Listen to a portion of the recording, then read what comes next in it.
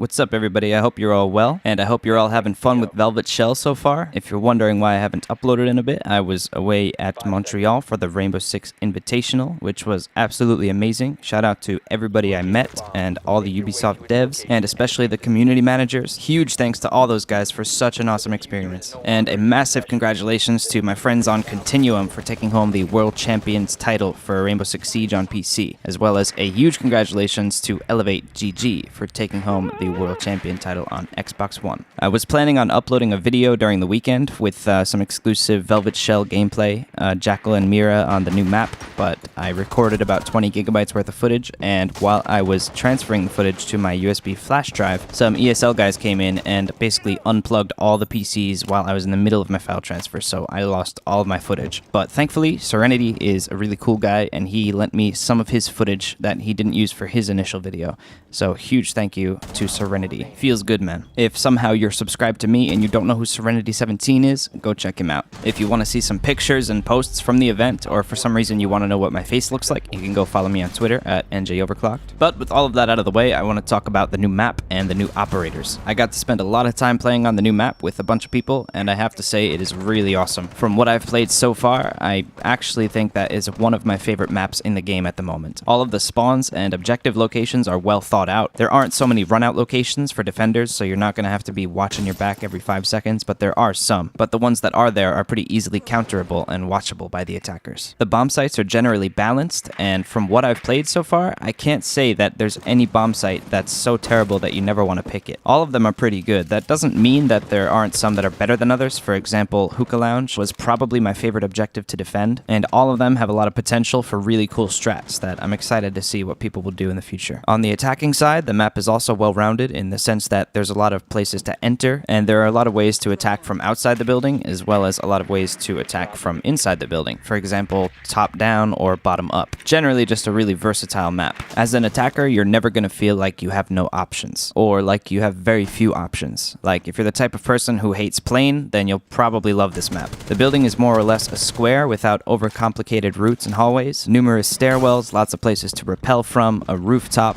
and a courtyard in the middle. That being said, the one downside to this map, which a lot of us complained about during the Invitational while we were playing, was that the courtyard in the middle is open and it creates an issue with sound, where sometimes you can't really tell where sound is coming from. Of course, all of my opinions are based on the 4 or 5 hours that I had with the map, and I'm sure a lot of things will change in the future. Now I want to talk about the operators, Mira and Jackal. I've had a good amount of time to play with them, and I do like them. They're super unique, and they both change the meta in a lot of ways. The first unique thing is their loadouts. They both have access to primary and secondary shotguns, as well as really unique SMGs like Jackal's PDW and Mira's Vector. So let's go through the loadouts now. Jackal has access to a really good and really powerful AR, which is great for long range because it has really good recoil control, as well as the PDW-9, which has almost the same stats as the AR, except it holds more bullets and does less damage, so it's the ideal choice for close range combat, when you're pretty much face to face with your enemies and you want to get a lot of bullets out to shred them up close. And he also has access to the ITA 12 gauge shotgun as a primary, which is pretty comparable to the other pump actions in the game, except that it sounds really freaking cool. And probably the most unique thing is that he has access to a secondary shotgun, which is pretty crap for killing people unless you're really, really close to them,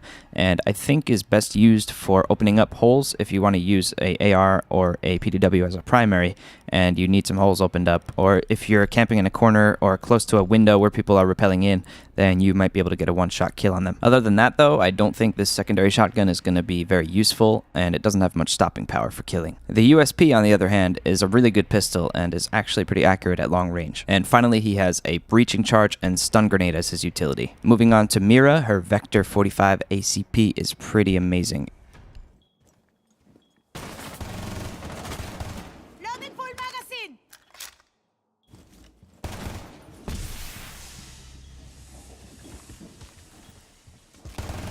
It has a fire rate of 1200 RPM, which will just shred people if you know how to use it, but it's not overpowered by any means, because the damage output per bullet is pretty low. You can put just about any sight on this thing except for an ACOG, and it has access to the 3 main barrels as well as a suppressor, and a vertical grip to help with recoil. The only other primary she has access to is the ITA 12 gauge that Jackal has, and her secondaries are also the same. She also has a deployable shield and nitrocell as her utility. And I showed the headgears and uniforms for Jackal, so I'll show the ones for Mira as well. I have to say, from a design standpoint, this DLC looks really nice with both the map and the operators. Especially the map. Visually, it just looks amazing. And now for their special abilities. Starting with Jackal, he can scan footprints of defenders, and he has a scanner that he can turn on at any time for as long as he wants. The footprints change color depending on how long they've been there.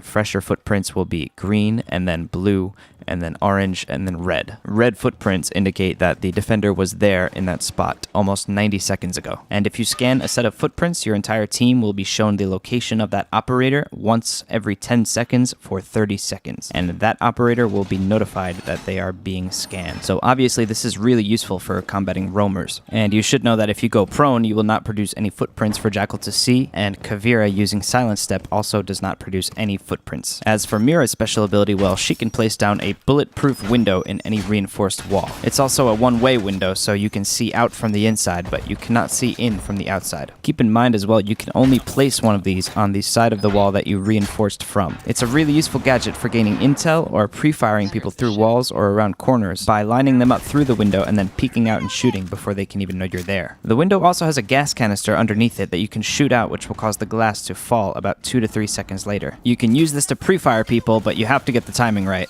which is difficult because the timing on when the window falls is not always consistent. The windows can also be shut out by Twitch drones or meleeed, but you cannot destroy them with explosive damage. Literally, no matter how hard you try, you can blow off a fuse charge right next to it, or a breaching charge, or a grenade, impact nade. Nothing will destroy the canister except for bullets or Twitch drones. That being said, Mira is super fun to play, and in my opinion, if you have to choose between the two of them, I would choose Mira. Simply because Jackal is really situational, and Mira is pretty much always useful. Just make sure to be careful where you place these windows down because they can be used against you if the attackers open them. And that's about it for this video, guys. If you have any questions, leave them in the comments. Thank you for watching, and I hope you're all having fun with Velvet Shell because I certainly am. I have a video about some really nasty angles coming up and some other funny gameplay videos coming too. Thanks again, and I'll see you in the next one. A clever man once said, he's planting kitchen, I believe.